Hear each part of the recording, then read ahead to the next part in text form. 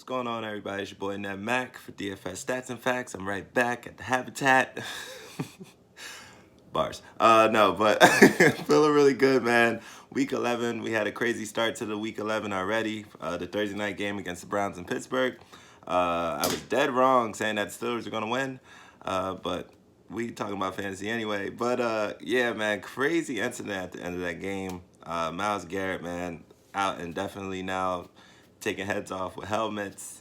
But Mason Rudolph wasn't really innocent. But anyway, we're not really talking about that today. We are going to talk about this DFS value because there's a lot of good value out there. I told y'all last week about Cole Beasley. They're still talking about him. But this week, I want to talk about, I can't believe I'm about to even say this, Dak Prescott, man. 16. I like his price this week. I like his matchup this week. And he's actually been doing pretty well, so I got to bring him up. 6,700, man. He's been hot since his bye week. Last week, he had 397, 3 touchdowns, 1 interception, 29.9. In week 9, he had 257, 3 touchdowns, 1 interception. So he has this little pattern going on. This week, he is playing a defense in Detroit that is 29th against quarterbacks and 28th against the pass. And also 30th against total yards. So I think Dak should have a day. I honestly think that whole Dallas offense might have a day because Zeke hasn't really been eating the way he probably wants to eat. So he might eat this week. Also, I got to bring up my boy Josh Jacobs, man. He was a rookie on the rise, but now he's done moved up.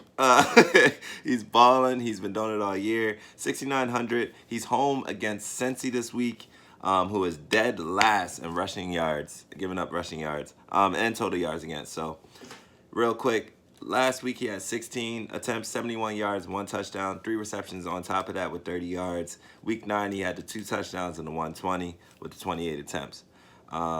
Yeah, Josh Jacobs, man, he's just another guy who's really just been doing it all year. Great for rookies, man. Rookies have I think I heard 13 touchdowns in total this year with rookies, so that's really crazy. But this is the ball right here that I think is going to turn up, and I love his value this week. He's really low. A lot of people are sleeping on him. I was going to put him in elite sleep, but he still got to show me a little more. But I'm talking about Brian Hill. 4,800 just last week, had 20 attempts, 61 yards, 1 reception with 10 yards and a touchdown, gave you 14-1 fantasy. Look, this week is going to be a little different because the boy Freeman is out. I repeat, out. And they're playing Carolina, who ranks 29th against running backs and 29th against rushing yards a game.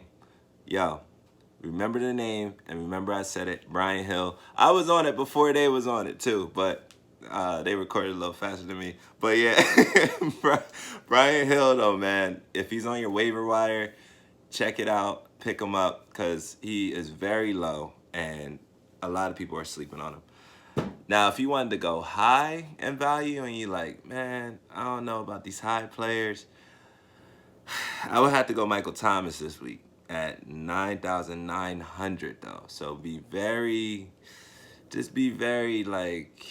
I don't know, man. If you're doing it, man, you better surround Michael Thomas with some, low boys like, I don't know, Brian Hill. But yo, last week, Michael Thomas had 13 receptions, 152 yards. Tampa Bay is 31st against the receivers and dead last against passing yards a game and points allowed.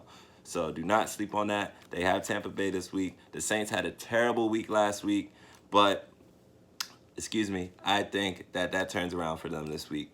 Drew Brees is probably going to snap.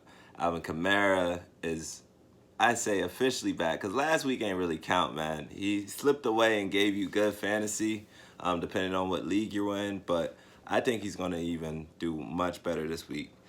But yes, moving on to stars in charge, I'm going with Lamar Jackson off rip. 7,700. Last week he had 223 yards, 3 touchdowns. You're probably like, what? Yeah, but he also rushed the ball for 7 times, 65 yards and 1 touchdown. He's just been on fire all year, man. His quarterback rating, 101.69. He's already over 2,000 yards, 15 touchdowns on the year. And he's only threw 5 interceptions? Yeah, 5 interceptions. But someone else that's been turning up all year, got to bring up Dalvin Cook, man. You already know I'm a Florida State fan, but Dalvin Cook has been turning up, and I'm very happy for him because he was injured, and when he was injured, I was very sad. But now he is turning up. 8,900. Last week, he had 26 attempts, 97 yards, 1 touchdown. Also, to add on, he has 7 receptions, 86 yards. Dalvin Cook is doing it this year. 10 touchdowns so far, closing in on 1,000 yards as well. He's at 991 going into this game. So he's probably just going to turn up off rip. He can get that on 1 carry, like 9 yards. So don't sleep on that. Speaking of sleeping, though, you already know what's next. Elite sleeps. Devin Singletary, man, y'all still sleeping on him, and he going against Miami this week. So y'all need to wake up. 6,000, 8 attempts, 42 yards last week, 3 receptions and 8 yards. Not really much, but again, he's going against Miami this week. I don't care if Miami started winning or whatever. Their defense is still a little suspect. Devin Singletary, he got more attempts than Frank Gore last week, only by about 3, but still. I don't know why they're not using him more. They need to use him more so he can, get with it. But I don't know. A veteran like Frank Gore, I would probably be on an in and out too. So I don't know, man. But don't sleep on Darren Fells. 3,800. Honorable mention. It's Darren Fells because he had the bye week last week, but he's back this week. Darren Fells, he's been a tight end that's been turning up. Also, sticking to tight ends, though, at low value, Greg Olsen, 3,900. 8 receptions last week, 98 yards, and I think he gets a touchdown this week. That's just a little hypothesis, just throwing that in there. He is going against ATL, who is against tight ends. They are 24th and 25th against passing yards a game. So keep that in mind as well. Moving on to defense wins fantasy chips. We got Bills D. A lot of people would be like, all right, Buffalo Bills defense because they're going against Miami. But I don't know. I say them because they're going against Miami. But the real defense that you really should be looking at this week is the Raiders defense. I like them at 3-3. Last week they had 24 points allowed, but they had 3 interceptions, and that was against the Chargers last week. They had about, I think they gave 24 fantasy, so that was pretty dope for them, for the Raiders defense. So look out for the Raiders defense. I know people are like, what? Patriots defense. Patriots are playing the Eagles, and the Eagles need a must-win this week. 5-4 going against the Patriots. I'm not trying to get off topic here, but I don't know about the Patriots defense this week.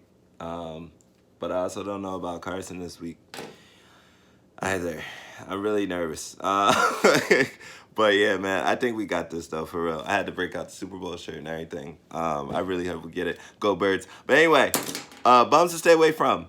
Jeff Driscoll, don't do it. Just don't do it. I don't care how well he did last week. 4,600, 19-1 last week. He had 269, 1 touchdown, 1 interception, 5 attempts rushing, which was a little impressive. 37 yards. I was like, okay, I see you. Another guy to stay away from. Bum to stay away from. Ryan Finley. He's at 5,000. Great prices, but 167 yards, 1 touchdown, 1 interception, and that gave you 10-9. However, check this out. They're going against Oakland, okay? Oakland is 28th against quarterbacks and 30th against passing yards a game. So he could be a possible rookie on the rise. Remember I said it just in case. And then speaking of rookies on the rise, we're going to go right into it. Miles Sanders has a possible lead role this week, and I really hope he does well. And also a quick real shout out to Darren Sproles, man. I really do hope he gets healthy. But also, I really need him to retire. I think it's just been too many injuries, and I think he just needs to be like, yo, just let me retire. I got my bull. Everybody know you. You the man and all that. Just go sit down somewhere. Also, real quick with Miles Sanders, his biggest week so far was week 8 against Buffalo. He had 22.8, 3 attempts rushing, 74 yards, 1 touchdown, and also the 3 receptions with 44 yards. Another great rookie on the rise, and I've been talking about him before the season even started. and the first lady of DFS Stats and Facts reminded me of him this week, and that is Noah Fant. 3,700, great price. He had 23.5 in week 9, 3 receptions, 115 yards, and 1 touchdown. I believe they were on the bye last week. Also, rookie on the rise, Debo Samuels. He's at $4,000. Week 10, just last week, he had 8 receptions, 112 yards, and that gave you 22.2. Fantasy. Now, wide receiver wildin' is a little different this week because I already mentioned to pick up on high value, to pick up Michael Thomas. So, my first wide receiver, I'm going to go with Cortland Sutton. I know, right? 6,000. However, he had 3 receptions, 56 yards, and 1 touchdown. Gave you 17.3. And he is now the number 1 wide receiver. People got to remember this. He's the number 1 receiver over in Denver. Denver don't really got much right now. Phillip Lindsay was quiet for a while. He's starting to turn up a little bit. Flacco is Flacco. I'll leave it at that. I'll be nice today. But yeah, they're going against Minnesota, who's 30th against wide receivers. So I think he's going to have a really good week this week. Amari Cooper has been turning up, man. 7,700 in Draftkings. Also, you already know I'm talking all Draftkings now. But yeah, 7,700. He had 11 receptions, 147 yards, and 1 touchdown. Dallas is going against Detroit. I don't think it stops for him. I already brung up Dak Prescott. I think he's going to turn up. So who's he going to be throwing to? Probably his number 1 receiver in Amari Cooper. Again, I said it's going to be a little different. Wide receivers wildin'. I got to bring up Jamison Crowder. Y'all are already sleeping on him, but now he's only at 57, right? 5,700. Last week he had 19.1, 5 receptions, 81 yards, and a touchdown. And week 9 he had 8 receptions, 83 yards, and a touchdown. Gave you 22.3. Look, Jamison Crowder, talking about number 1 receivers, he might just be the number 1 receiver for the Jets now, slowly but surely. The Jets need everything they can get right now, and they're not getting much from Le'Veon Bell right now. And you already know about Sam Darnold, the permanent bum to stay away from this year. He even moved Andy Dalton out of the way. And Andy Dalton's injured now, so I can't even talk about him no more. But yeah, Jamison Crowder, man, stop sleeping on him. He is getting that work. Running backs running-ish. You already know what I'm about to say. I feel like I say him every week. And that is Christian McCaffrey, man. His price is ridiculous because he's been doing it, man. His average on DraftKings, I think it was like a 32.3.